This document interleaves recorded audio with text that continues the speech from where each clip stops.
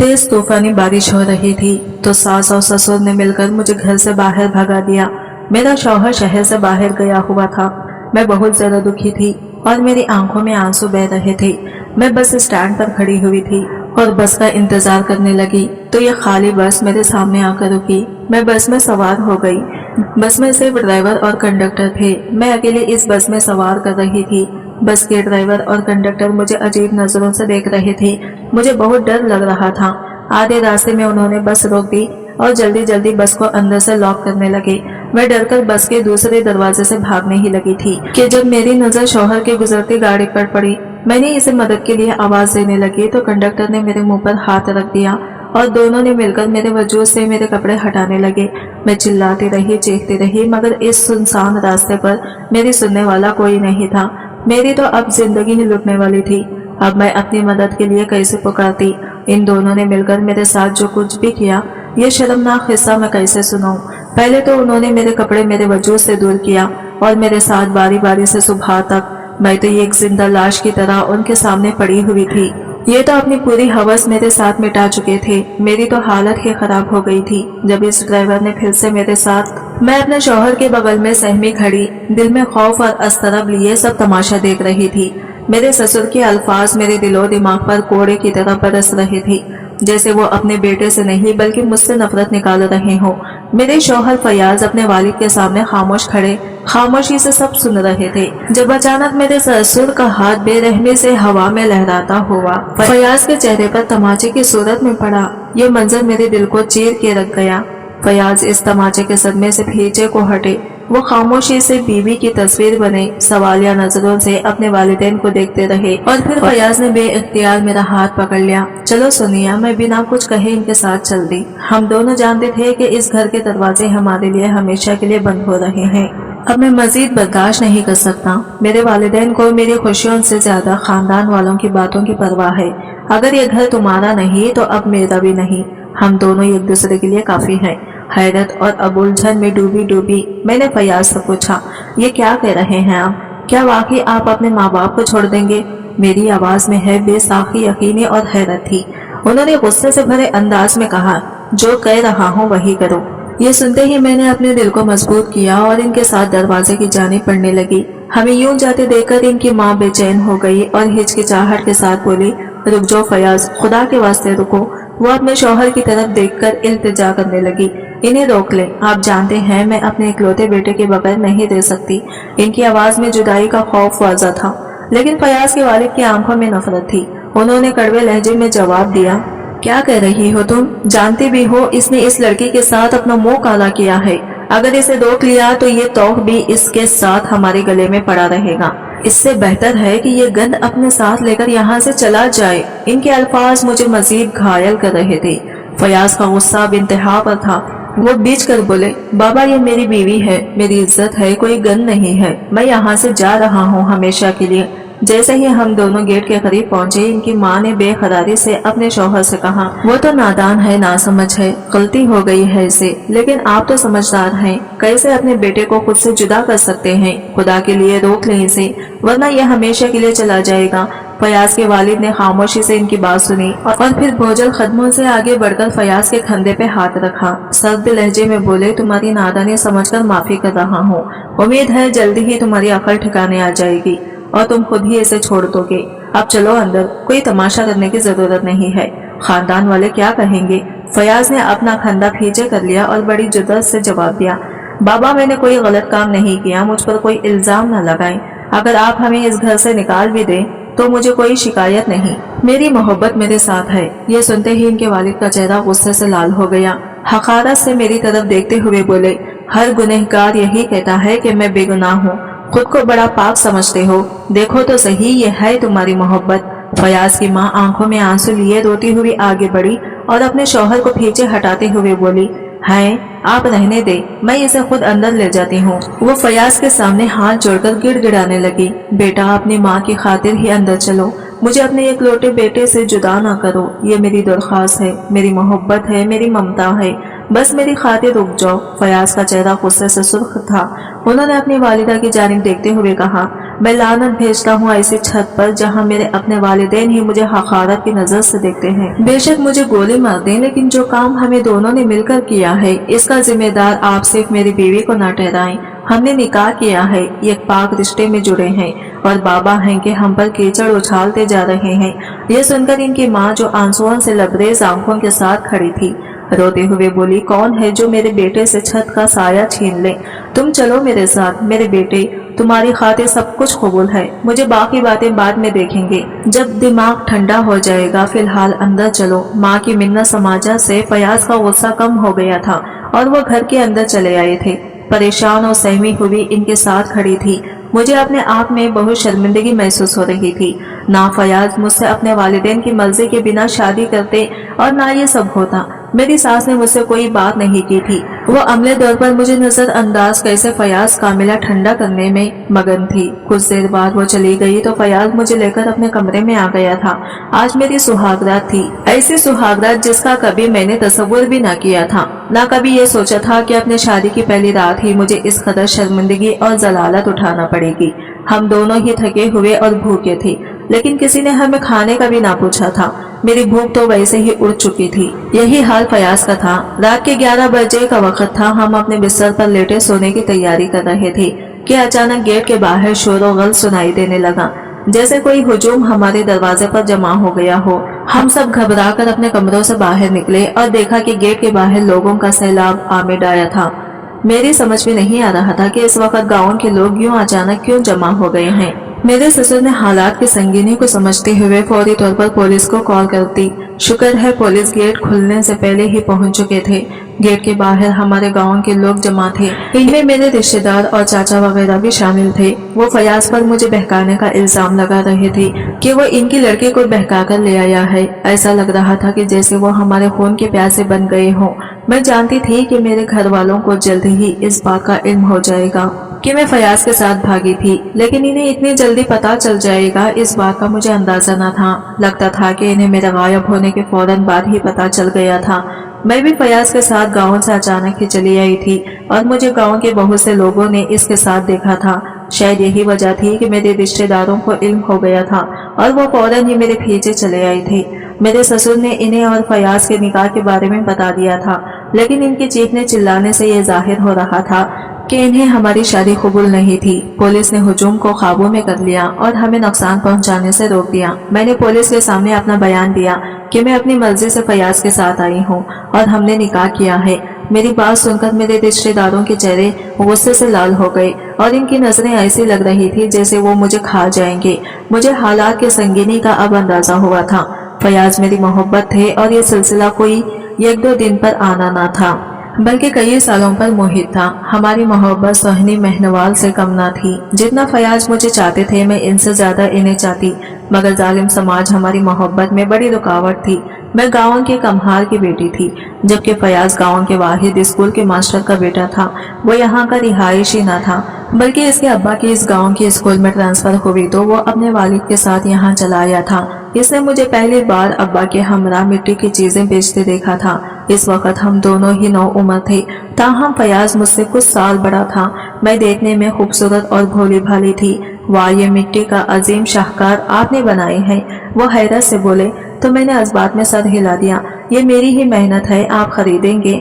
मैंने इससे पूछा तो वो साफ मुकर गया, नहीं, मैं क्या करूँगा इन सब चीजों का। भला आप इसको अपने बड़े से घर में सजा सकते हैं, किसी भी कोने या शेल्फ पर रखें, ये बहुत भले मालूम होंगे। मैंने जल्दी से कहा तो वो मुस्कुरा उठा और गौर से मेरा चेहरा देखने लगा। अभी तो मेरा बड़ा सा घर नहीं है और जब होगा ना तो मिट्टी की चीजों से ना सजाऊंगा, बल्कि यकी और कीमती चीजों से सजाऊंगा। इसने मेरे चेहरे के तवाफ करते हुए कहा तो मुझे इसकी बात में कोई दिलचस्पी महसूस न हुई। मैं इधर उधर गाहक की तलाश में नजरें दौड़ाने लगी। मैं चल वो आशाएं फरोख्त करना चाहती थी ताकि मेरे हाथ में 4 पैसे आए और मैं अपनी मर्जी से कुछ खरीद सकूं। इस रोज फयाज ने वो अशिया तो ना खरीदे, मगर वो अपना दिल हार बैठा था। मुझे मालूम न था, मगर जब इस दिन के बाद मेरी इत्तेफाक़ा तौर पर रोज ही फयाज से मुलाकात होने लगी तो मेरी छुट्टी जिस भड़क उठी कोई ना कोई गड़बड़ है। मुझे समझ न आ रहा था कि फयाज हर इस जगह पर कैसे मौजूद होता था जहाँ मैं जाती। शायद वो मेरा पीछा करता था। मास्टर के बेटे से इस कदर घटिया हरकत की मुझे उम्मीद न थी। मैं गुस्से में भरी इसकी शिकायत इसके बाप से लगाने स्कूल में दाखिल हो गई। फयाज ने मुझे स्कूल में दाखिल देखा तो इसके चेहरे का रंग उड़ गया। तुम कहाँ जा रही हो, क्या करने वाली हो? इसको अंदाजा तो हो गया था, इसलिए परेशानी से पूछने लगा। तुम्हारे अब्बा से मिलना चाहती हूँ। मैंने एक लफ्ज पर जोर देकर कहा तो वो घबरा गया। ऐसा मत करो, मैं अब तुम्हें भी अपने आसपास भी दिखाई ना दूंगा, बल्कि तुम्हारी गली में से भी ना गुजरूंगा। तुम्हारी गली तो क्या, तुम्हारे मोहल्ले के आसपास भी ना भटकूंगा। वो इतनी तेजी से बोला कि मुझे हंसी आ गई। अगर अब्बा का इतना ही डर है तो पहले ऐसी हरकतें क्यों करते हो? मैंने पूछा तो वो कान खुजाने लगा।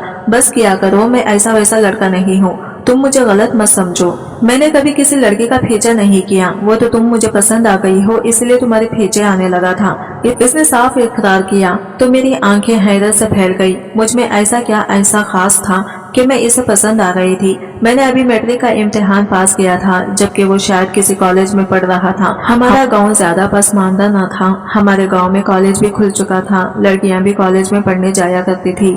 मैंने भी अब्बा से जिद की थी कि मुझे कॉलेज में दाखिला दिलवा दे, मगर अब्बा का कहना था कि कॉलेज की इतनी फीस भरने से बेहतर है कि वही पैसा मैं तेरी शादी के लिए संभाल कर रखूं। मैंने भी अब्बा से ज्यादा बहस न की थी, जबकि मैं कॉलेज आती जाती लड़कियों को हसरत भरी निगाहों से देखती। वो सफेद वर्दी में मलबूस साफ सुथरी होकर कॉलेज जाया करती तो मेरा दिल मचल जाता, मगर मैं खुद पर काबू रखे हुए थी। अब फयाज के मुंह से अपने लिए पसंदीदगी का इजहार सुनकर मैं कुछ परेशान थी। फयाज को वो लड़कियां क्यों न भाई थी जो कॉलेज आया जाया करती थी और पढ़ी लिखी थी, जबकि मैं तो एक सादा सी लड़की थी। इस दिन मुझे लगा था कि फयाज मुझे बेवकूफ बना रहा है।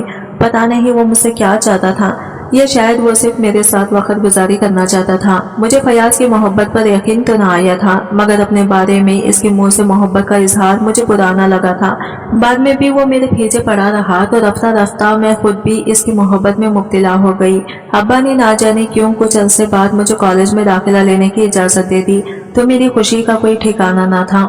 मुझे लगता था कि शायद फयाज ने अब्बा को इस काम के लिए राजी किया था, क्योंकि मैं इसे अक्सर अब्बा के साथ बैठे हुए देखती। वो अब्बा से साफ लफ्जों में मेरी मुताल्लिक़ पसंदीदगी का इजहार तो ना कर सका, मगर इसने कोई ना कोई अब्बा के कान में ऐसी बात डाली होगी कि अब्बा ने खुद ही मुझे कह दिया था कि मैं कॉलेज में दाखिला लेना चाहूँ तो ले सकती हूँ। अंधा भला क्या चाहता, मैं भी दो आंखें चाहती थी। मैंने झट कॉलेज में दाखिला ले लिया और हंसी खुशी कॉलेज आने जाने लगी।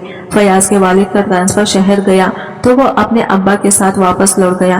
पूरे 2 साल मेरी इससे मुलाकात ना हो सकी थी। मुझे वो याद तो था, पर मैंने इसके बारे में ज्यादा सोचना छोड़ दिया था। वो एक सैराब था और सैराब के पीछे भागने का कोई फायदा न था। हमारे खानदान में लड़कियों की शादी छोटी सी उम्र में ही कर दी जाती, मगर अब्बा मेरी शादी का नाम ही ना लेते।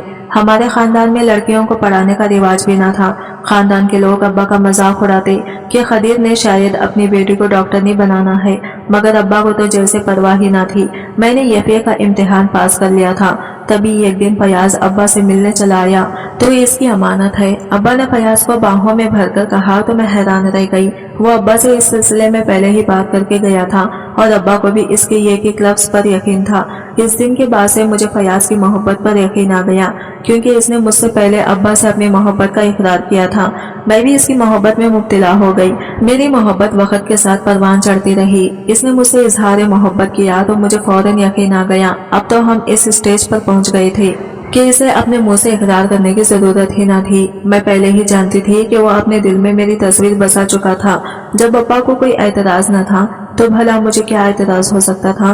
वो देखने में अच्छा भला शरीफ नौजवान था, अच्छे खानदान से ताल्लुक रखता था और सबसे बड़ी बात यह कि कई सालों से अपनी बात पर कायम था। इतना तो मुझे इसके बारे में अंदाजा हो गया था कि वो ठरकी हिज़्म का कोई नौजवान ना था और ना ही लड़कियों के पीछे भागा फिरता। मेरे लिए इसके दिल में खास जगह थी। सबसे बड़ी बात जिसने मुझे मुतासिर किया वो इज्जत थी, जो मुझे हर लम्हा पेश किया करता।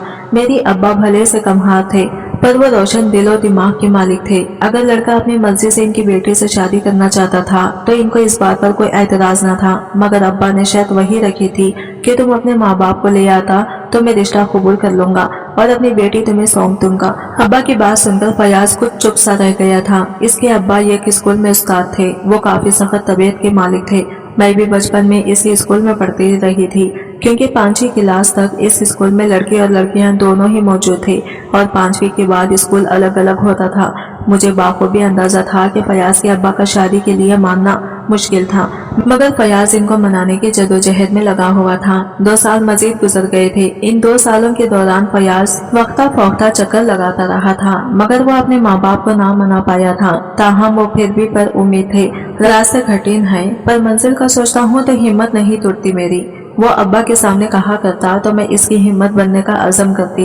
एक तो अब्बा को इसकी पसंद पर एतराज था, एक तो वो अपनी मर्जी से खानदान से बाहर शादी करना चाहता था। दूसरी शादी भी किसी ऊंचे खानदान में नहीं बल्कि कमहार की लड़की से करना चाहता था। मैं इसके अब्बा के मानने का इंतजार में थी। मैं सारी जिंदगी भी इसका इंतजार कर सकती थी। मुझे यकीन था कि वो जल्द अपने अब्बा को मना लेगा। अब्बा उठ जाओ, नाश्ता ठंडा हो जाएगा। मैंने तीसरी बार अब्बा को आवाज दी, मगर अब्बा वैसे ही है।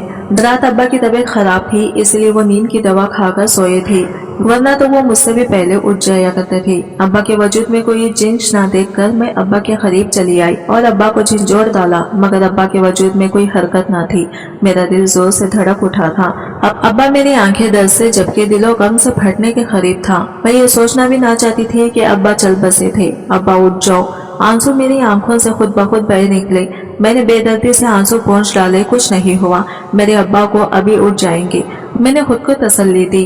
अब मेरी चीखें पूरे घर में गूंज ली। अब्बा की मैयत को उठा लिया गया तो मैं हाल से बेहाल हो गई।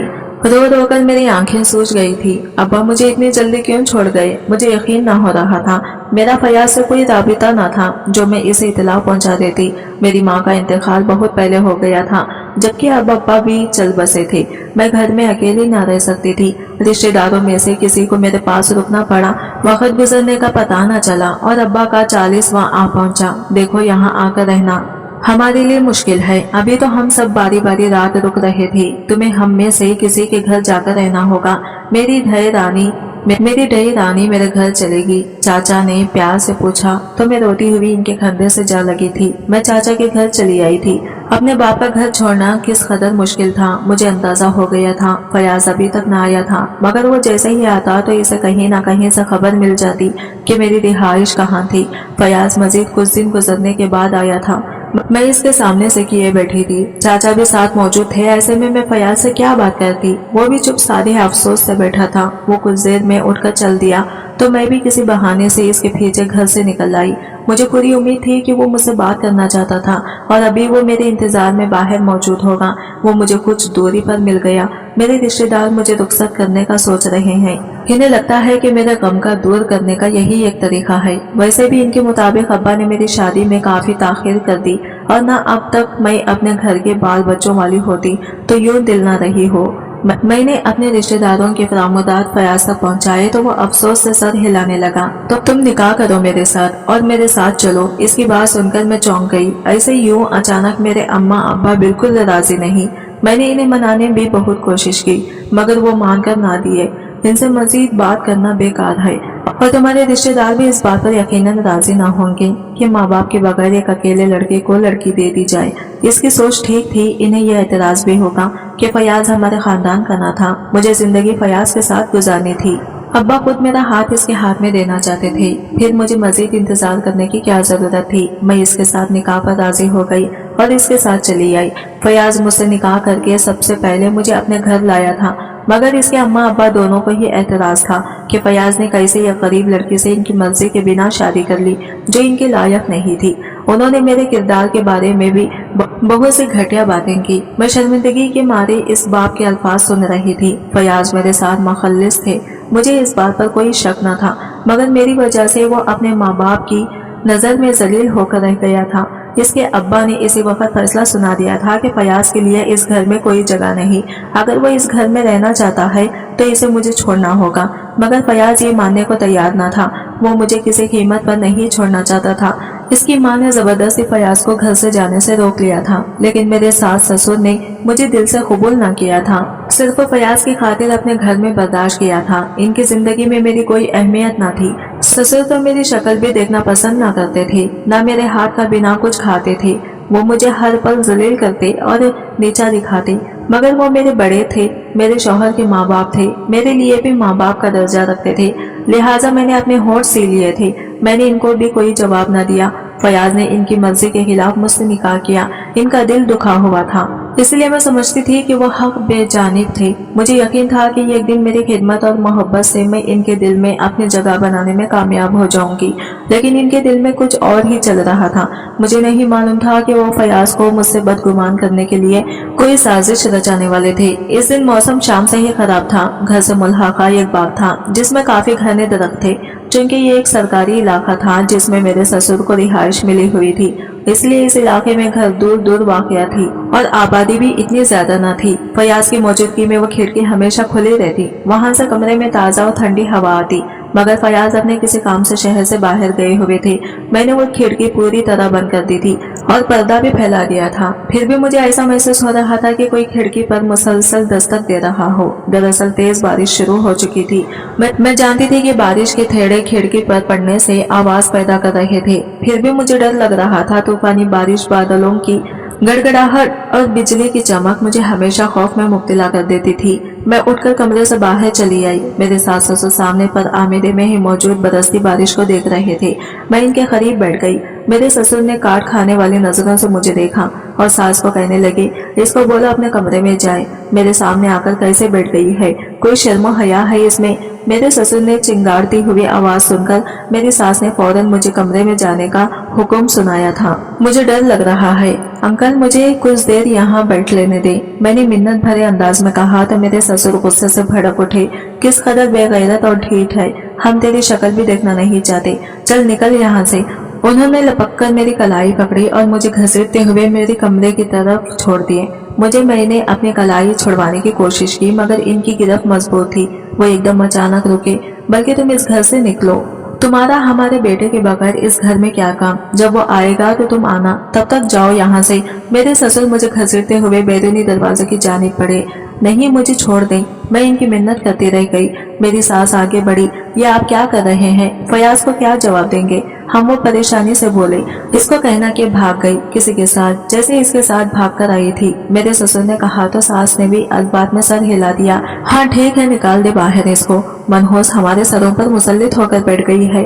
फयाज को मैं खुद ही समझा दूंगी, इस चालाक औरत से जान तो छूटेगी मेरी। सास और ससुर ने मुझे तेज बारिश में घर से निकाल दिया। मैं कहाँ जाती भला, मैं यहाँ किसी को ना जानती थी। मैं एक तरफ को चल दी। इस इलाके में मौजूद मैंने कई घरों का दरवाजा खटखटाया ताकि फयाज के आने तक किसी से मदद तलब कर सकूं, मगर किसी ने भी दरवाजा ना खोला। मैं कॉलोनी से निकलकर बस स्टॉप की जानिब चल दी ताकि बस में बैठकर वापस चाचा के घर जा सकूं। चिच्चा भी मुझसे नाराज थे, पता नहीं वहाँ भी मेरे साथ क्या सुलूक होना था, लेकिन फिलहाल मेरा कोई ठिकाना नहीं था। मुझे उम्मीद थी कि चिच्चा के घर ना सही गाँव में कहीं ना कहीं मुझे पनाह मिल जाएगी। मैं बस स्टैंड पर बैठकर बस का इंतजार करने लगी। जो ही एक बस आकर रुकी, मैं इसमें सवार हो गई। मुझे लगा था कि कुछ देर में और सवारियां भी आकर बैठ जाएंगी, मगर ऐसा कुछ ना हुआ। ड्राइवर ने बस चलाई तो मैं हैरान हुई, क्योंकि पूरी बस खाली थी। बस में मेरे सिवा कोई और मुसाफिर सवार न था। शायद तूफानी बारिश की वजह से कोई और मुसाफिर न आया था। मैं हिम्मत करके बस में बैठी रही। कुछ दूर जाकर खदरे एक सुनसान जगह पर ड्राइवर ने बस रोक दी। मैंने चौंक कर सामने देखा, वहाँ दूर दूर कोई न था। सड़क पर अक्का दक्का गाड़ियां गुजर रही थी। बस का ड्राइवर और कंडक्टर मुझे अजीब नजरों से देख रहे थे और आपस में कुछ सरगोशियां करने लगे। मैं मसरूफ थी। मैं दिल ही दिल में या अल्लाह का विर्द करती खौफ के मारे कांप रही थी। कंडक्टर ने बस का दरवाजा लॉक किया तो मैं फौरन उठकर पिछले दरवाजे की जानिब भागी ताकि वहां से बाहर भाग सकूं। अचानक मुझे सड़क की दूसरी तरफ अपने शौहर की गाड़ी गुजरती दिखाई दी तो मैं चौंक गई। वो घर वापस आ रहे थे। वो पहली बार मुझे यूं अकेला छोड़कर गए थे। जाते हुए भी वो मेरी तरफ से काफी फिक्रमंद थे। इन्हें अंदाजा था कि इनके वालिद मुझे नुकसान पहुंचा सकते थे। मैंने इनको जोर से आवाज दी, मगर मेरी आवाज इन तक ना पहुंच सकी थी। इससे पहले कि मैं मजीद कोई शोरो गर करती, ड्राइवर ने मेरे मुंह पर जोर से हाथ रख दिया और मुझे पीछे की जानिब घसीटा। मैंने अपने आप को छुड़वाने की पूरी कोशिश की, मगर वो दो थे और मैं अकेली। उन्होंने मिलकर मुझे काबू कर लिया। मैंने बहुत हाथ पांव मारे और कोशिश जारी रखी। मैं इनके काबू में ना आना चाहती थी। जब तक कोशिश कर सकती थी करने का इरादा कर लिया। मैं अपने रब को बेतहाशा याद कर रही थी, वही मुझे इस मुश्किल से निकाल सकता था। मज़ाहमत के दौरान मैंने एकदम ड्राइवर के पेट में लात दे मारी तो वो उलटकर पीछे की तरफ नीचे जा गिरा। कंडक्टर एक लम्हे को चौंका और ड्राइवर को उठाने इसकी तरफ बढ़ता तो मैं फौरन ही उठकर बस से नीचे उतरकर भागने लगी। उन्होंने अभी बस का पिछला दरवाजा लॉक न किया था। शायद मेरे चीखने से इन्हें इसका मौका न मिला था। मैं इसी रास्ते की तरफ भागी जहाँ पर मेरे शौहर की गाड़ी गई थी। मुझे मालूम था कि वो अब तक बहुत दूर निकल गए होंगे, मगर फिर भी मुझे कुछ और सच्चाई ना दिया और मैंने सरपीट दौड़ लगा दी। सड़क पर से अक्का दक्का गाड़ियां गुजर रही थी। ड्राइवर और कंडक्टर कुछ देर में मेरे पीछे आए, मगर फिर वो वापस पलट गए। इनको मालूम था कि आगे अगर कोई गाड़ी वाला इनको देखकर रुक गया तो वो खतरे में पड़ सकते थे। मैंने अपने पीछे मुड़कर देखा, अब वो मेरे पीछे मौजूद न थे, मगर मैं फिर भी दौड़ती रही। भागते भागते मेरा सांस बुरी तरह फूल गया था। टांगों में शरीर दर्द हो रहा था। मेरा दिल चाह रहा था कि मैं यही जमीन पर फैल कर बैठ जाऊं। मेरे हलक में कांटे चुभ रहे थे, मगर रुकने का हौसला न था। मैं सरपट दौड़ती थी कि मेरे वापस अपने ससुराल पहुंच चुकी थी। मैं अपने शौहर के घर पहुंची तो मैंने दरवाजे पर जोर से दस्तक दे डाली। मुझे पूरा यकीन नहीं शौहर घर में मौजूद है और वो मुझे तहफ़्फ़ुज़ और हिफाजत फराहम करेंगे। दरवाजा मेरी सास ने खोला। वो मुझे देखते ही इसकी आंखें हैरत से फैल गई थी। शायद इसे उम्मीद नहीं थी कि मैं वापस चली आऊंगी। फिर एकदम वो वबेला मचाने लगी और मुझे बुरा भला कहने लगी, कहाँ से आ रही है तू मुंह काला करके? शौहर की गैर मौजूदगी में तुझे शर्म न आई? क्यों तूफानी बारिश में गैर मर्द के साथ जाते हुए वो सीना पीट कर दिहाई दे रही थी? तूने हमारी इज्जत मलिया मट्टी कर दी। अपने शौहर की इज्जत का ही ख्याल कर लेती। मैं इसे हैरान नजरों से देख रही थी। मेरे अपने अवसान खता थे, लिहाजा मुझे इसकी कोई बात समझ न आ रही थी। मेरे कपड़े पानी में शराबुर थे। मेरा दिल तेज रफ्तार से धड़क रहा था। फयाज कहाँ है? मैंने बीच कर अपने शौहर का पूछा तो मेरी सांस गड़बड़ा गई। वो नहीं है घर पर, तो चली जा यहाँ से और अब दोबारा यहाँ मत आना। वो मुझे बाजू से पकड़कर दरवाजे से दूर ले आई। फयाज कुछ दिनों तक वापस नहीं आएगा। इसका फोन आया था, तेरा ससुर तुझे यहाँ देखेगा तो जान से मार डालेगा। तो ऐसे तूफानी रात में इज्जत के साथ तू वापस नहीं आ सकती। यकीनन लुटकर आई है। इसने मेरी हालत का जायजा लेते हुए सरगोशी की। मैं इज्जत लूट कर नहीं आई, इज्जत बचा कर आई हूँ। मेरी इज्जत इतनी सस्ती नहीं कि यूं ही लुटा दूं। ऊंचे लोगों की इज्जत और ज़ात का अच्छे से अंदाजा हो गया है मुझे। तुम बड़े लोगों से तो छोटे लोग ही अच्छे हैं, जो ना अपने आप को आला अफजल समझते हैं ना सोच दो कौड़ी की है। इंसान की सोच ही इसके किरदार इनकी बनाती है। अंदाजा लगा लो तुम्हारे किरदार की क्या कीमत से। मैं गुस्से से बीच बीच कर बोली। अब ये सब मेरी बर्दाश्त से बाहर होता जा रहा था। एक तो मेरे शौहर की गैर मौजूदगी में तूफानी बारिश में रात के अंधेरे में मुझे घर से बाहर निकाल दिया, और अब जब मैं अपनी जान और इज्जत दोनों बचाकर वापस आई थी तो यह औरत मुझे मेरे शौहर से मिलने ना देना चाहती थी, बल्कि मुझ पर तरह तरह के इल्जाम लगा रही थी। शौहर के वालिदैन होने का यह मतलब नहीं कि इसकी बीवी के साथ जैसा मर्जी सुलूक रखें। मेरी खामोशी और सलाह जो फितरत के बायस थी, इनकी इतनी हिम्मत बड़ी थी जो चीख उठी तो मेरी सास हैरान रह गई। इसको शायद आज मालूम हुआ था कि मेरे मुंह में जबान भी थी। वो एक दोगली औरत थी जो अपने मतलब के खातिर कभी भी गिरगुट की तरह रंग बदल लेती। अपने शौहर के सामने इसकी हाँ में हाँ मिलाती रहती और अपने बेटे के सामने ये ड्रामा करती थी कि वो दिल से इसकी शादी और बीवी को कबूल कर चुकी है और अपने बेटे की खुशी में खुश है। अपने बेटे के सामने वो मेरे साथ भी मीठी बन जाती थी और अच्छे तरीके से बात करती थी, जबकि इसकी गैर मौजूदगी इसकी जबान जहर उगलती। अपनी बकवास बंद कर और चली जा यहाँ से, वरना अच्छा नहीं होगा तेरे साथ। वो दबे दबे लहजे में बोली और मुझे धक्का देकर पीछे हटाने की कोशिश की, लेकिन अब मैं किसी की धमकी में आने वाली नहीं थी। मैं भागकर दरवाजे के करीब गई और अपने शौहर को बीच बीच कर आवाजें देने लगी। मुझे मालूम था वो घर वापस आ चुका था। मैं इसकी गाड़ी रास्ते में देख चुकी थी। मेरी सास मुझे रोकने की कोशिश करती रही और दरवाजे से हटाने की कोशिश करती रही ताकि दरवाजा बंद कर सके, लेकिन मैंने दरवाजे पर दबाव डाल रखा था, इसलिए वो दरवाजा बंद ना कर सकी थी। तभी मेरा शौहर परेशानी के आलिम में भागा चला आया था और इसके भेजे मेरा ससुर भी था। मुझे देखकर मेरे शौहर के चेहरे पर इत्मीनान फैल गया था, लेकिन मेरे ससुर का गुस्से से बुरा हाल था। यह अब हरगिज इस घर में कदम न रखेगी। रात के इस पहर ना जाने कहां से मुंह काला करके वापस लौटी है। ऐसी तूफानी बारिश में अपने कौन से यार से मिलने गई थी तो अल्फाज थे कि तलवार जिसने मुझे चीर कर रख दिया था। मैंने जख्मी नजरों से अपने शौहर की जानिब देखा। वो हैरानी से अपने बाप की जानिब मुतवज्जा थे। ये औरत इस घर में कदम न रखेगी वरना मैं अभी के अभी ये सारी गोलियां अपने सीने में उतार लूंगा। उन्होंने जेब से पिस्टल निकाली और अपने सीने पर पिस्टल की नोक रख ली। मैं ये मंजर देखकर साकित रह गई। फयाज भी परेशान खड़े थे। पर अब्बा इसने ऐसा क्या कर दिया कि वो अंदर नहीं आ सकती? ये मेरी इज्जत है। फयाज बेचारगी से बोले, इज्जत है नहीं इज्जत थी। वो अभी के अभी इसको तलाक देकर चलता कर। ये तेरी गैर मौजूदगी में किसी को बताए बिना सर शाम ही घर से चली गई थी। पता नहीं कहाँ और किसके साथ वक्त गुजार कर अब आधी रात को वापस आ रही है। इसका हुलिया देख तुझे क्या लगता है ये महफूज वापस आई होगी? आधी रात को बाहर फिरते भेड़िए इसको यूं ही छोड़े देंगे? ये अपनी इज्जत तार तार करवा कर आई है। मैं एक बार तेरी माँ के कहने पर इसको इस घर में जगह दे दी थी, मगर अब ना दूंगा। मेरे ससुर ने चीख चीख कर ऐलान किया तो मैं फयाज की जानिब देखने लगी कि वो क्या फैसला करेंगे। तुम्हें किसने कहा था तुम आधी रात को यूं मुंह उठाकर बाहर निकल जाओ? जब मैं घर पर नहीं था तो तुम क्यों गई थी घर से बाहर? वो गुस्से से मुझे घूर कर बोलते तो मैं साकित रह गई। मैं अपने मजे से ना गई थी फयाज, मुझे उन्होंने जबरदस्ती घर से निकाला था।